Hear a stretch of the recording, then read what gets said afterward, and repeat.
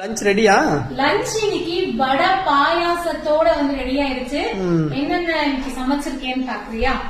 என் கையில இருந்தது வந்து பருப்பு வடை, நல்ல முருகலா பருப்பு வடை. சைடு வந்து பருப்பு சாம்பார், அதுக்கப்புறம் வந்து தக்காளி ரசம், அதுக்கப்புறம் முட்டைக்கோஸ் பொரியல், இங்க வந்து அவரைக்காய் பொரியல், அப்புறம் இன்னொரு முக்கியமான டிஷ் சித்தார்த்துக்கு ரொம்ப பிடிச்சது என்னது, பாயசம், பருப்பு பாயசம். அப்புறம் இங்க வந்து ஸ்பெஷலா இததான் நான் கேட்கணும்னு நினைச்சேன். என்னது இது என்னதுன்னு தெரியலையே, ஆனா நல்லா இருக்கே, பார்க்கும்போது சாப்பிடணும் போல இருக்கு. Full crispy. இது வந்து வெண்டைக்காய். வெண்டைக்காய் எப்பயும் போல பண்ணாம ஏதாவது ஒரு டிஃபரெண்டா ட்ரை பண்ணலாமேன்னு வந்து வெண்டைக்காய் இந்த மாதிரி வறுத்திருக்கேன்.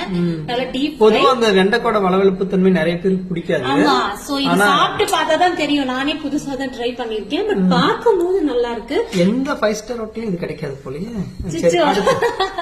அடுத்தது அப்பளம், அதுக்கப்புறம் வந்து சாதம்.